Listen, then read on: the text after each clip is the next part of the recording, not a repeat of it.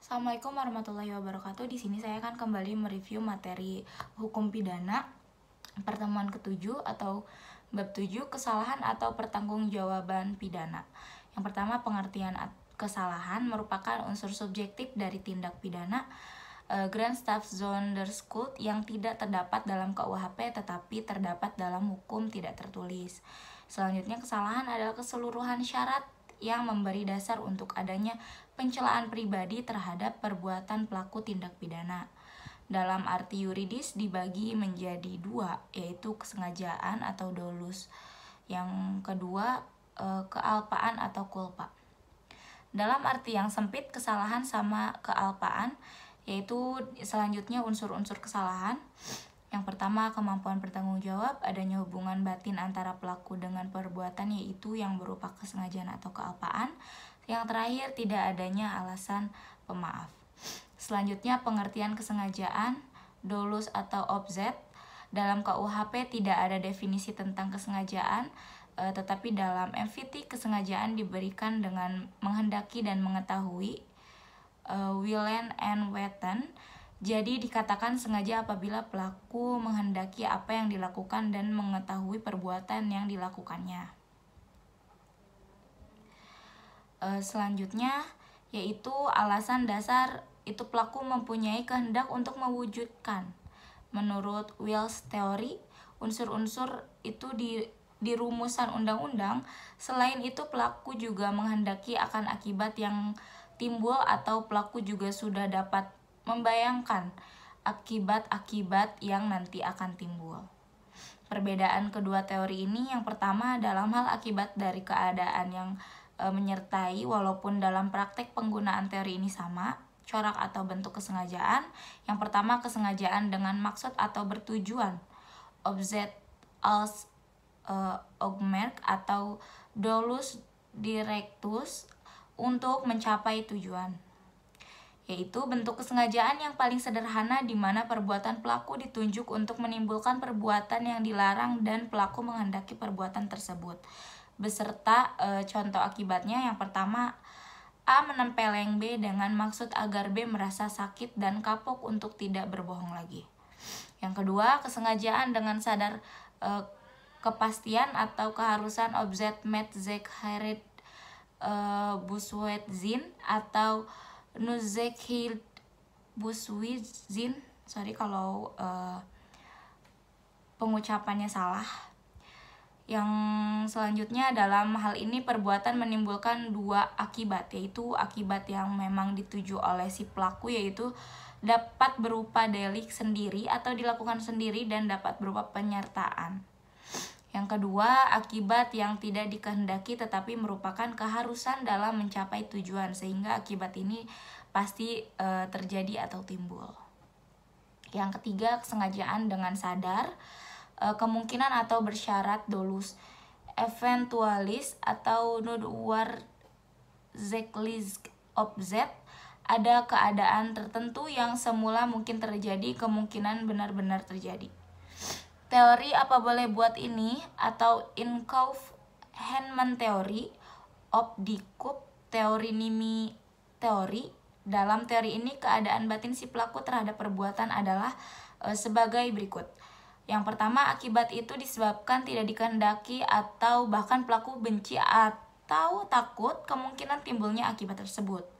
Yang kedua, akan tetapi meskipun demikian ia hendaknya, namun apabila keadaan atau akibat itu timbul, apa boleh buat hak itu diterima juga. Ini berarti pelaku berani memikul resiko. Selanjutnya adalah sifat kesengajaan. Yang pertama, kesengajaan berwarna atau bus objet dolus malus. Yang pertama, sengaja melakukan perbuatan, berarti sengaja untuk berbuat jahat. Jadi kesengajaan pelaku, ada kesadaran dari pelaku terhadap perbuatan yang dilarang tersebut. Yang kedua, dengan kata lain, kesengajaan berarti kesadaran dari si pelaku terhadap perbuatan melawan hukum.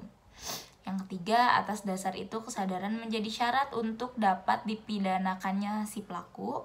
Selanjutnya, ajaran ini sudah tidak dianut lagi karena memberikan beban yang berat kepada penganut umum dan terutama hakim.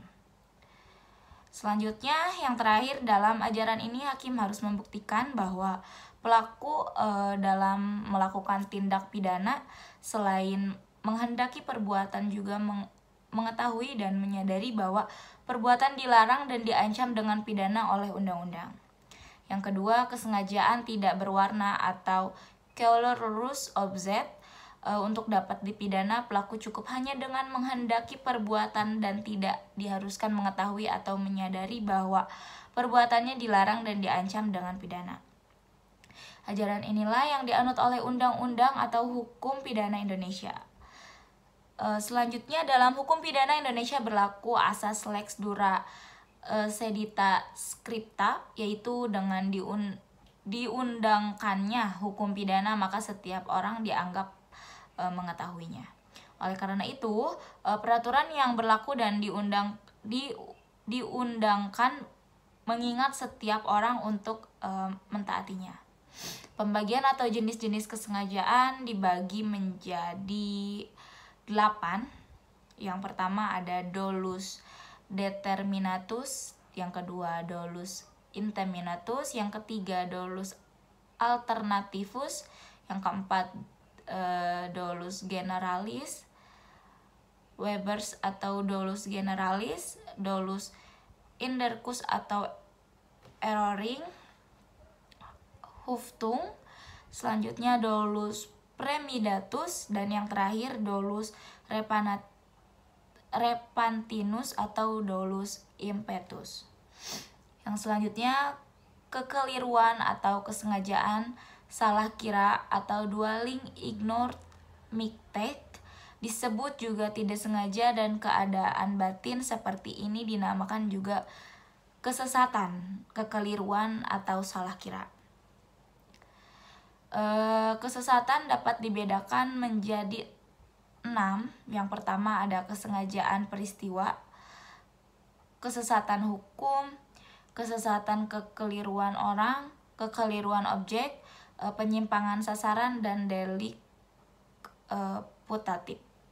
Yang C, kealpaan atau culpa merupakan kebijakan dari kesengajaan atau dapat disebut kurang hati-hati yang terdiri dari kealpaan didasari dan kealpaan tidak didasari atau disadari. Unsur-unsur kealpaan dibagi menjadi 2, yaitu pelaku dapat menduga terjadinya akibat perbuatan dan pelaku kurang hati-hati. Bentuk-bentuk kealpaan dibagi menjadi 4, yaitu culpa lata, yang kedua culpa levis, yang ketiga bewus cult, yang keempat on bewus cult. Selanjutnya yang D, kemampuan bertanggung jawab, yaitu keadaan batin atau jiwa seseorang yang sehat dan normal ketika melakukan tindak pidana. Cara menentukan kemampuan bertanggung jawab dibagi menjadi 3. Ada sistem deskriptif, normatif, dan deskriptif normatif. Tidak mampu bertanggung jawab untuk sebagai, yaitu keadaan tertentu dari pelaku yang disebabkan keadaan jiwa sehingga untuk sebagian ditanyakan tidak mampu bertanggung jawab.